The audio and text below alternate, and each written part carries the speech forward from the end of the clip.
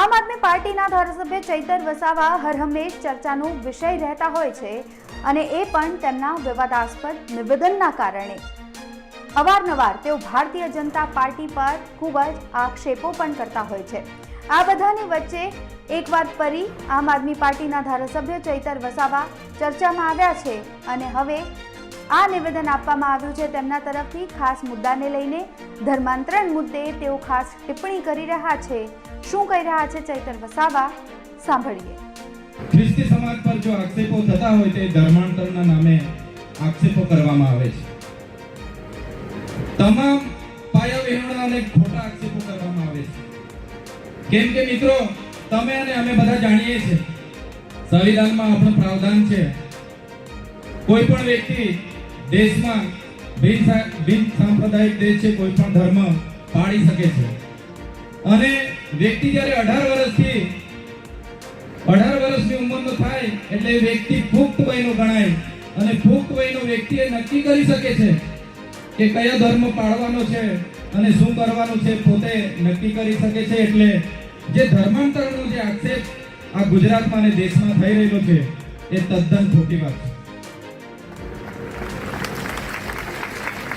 એને અમે ઓગળી કાઢીએ છીએ અને સાથે સાથે બીજી વાત હું કહેવા માંગુ છું, આજથી 3 મહિના પહેલા કેટલાક હિન્દુ સંગઠનોએ ગુજરાતમાં આદિવાસી સમાજમાંથી જે લોકો ખ્રિસ્તી ધર્મ પાળે છે એમને જાતિ એસટી કાસ્ટમાંથી કાઢવા માટેની એક રેલીનું આયોજન કર્યું હતું ને અમદાવાદ સાબરમતી ખાતે સિંહ ગર્જના મહાસંમેલનના બોર્ડો લગાવીને મોટા સંમેલન એમણે કર્યા હતા।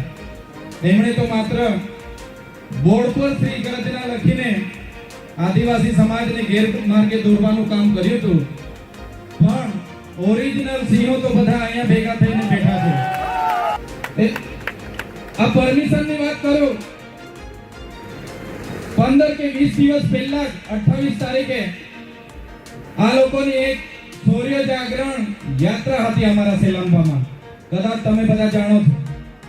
કોઈ પરમિશન નહીં અને આટલી મોટી યાત્રા કરીને ત્યાં ધમાલ કરી, રમખાણ કર્યા અને જ્યારે અમારો શાંતિપ્રિય ખ્રિસ્તી સમાજ, અમારો પ્રેમી સમાજ જે સૌનો આદરભાવ કરે છે, જીવન જીવવાની કળા શીખવે છે, શૈલી શીખવે છે, રાષ્ટ્રપ્રેમ સમાજપ્રેમની જ્યારે ભાવના શીખવવામાં આવે છે, સમાજને જ્યારે એક સંમેલન કરવા માટે આ માય કાંગની સરકાર જ્યારે પરમિશન નથી આપતી ત્યારે આવનાર દિવસોમાં આપણે બધાએ જાગવું પડશે અને એને ઉકેલીને ફેંકી દેવું પડશે।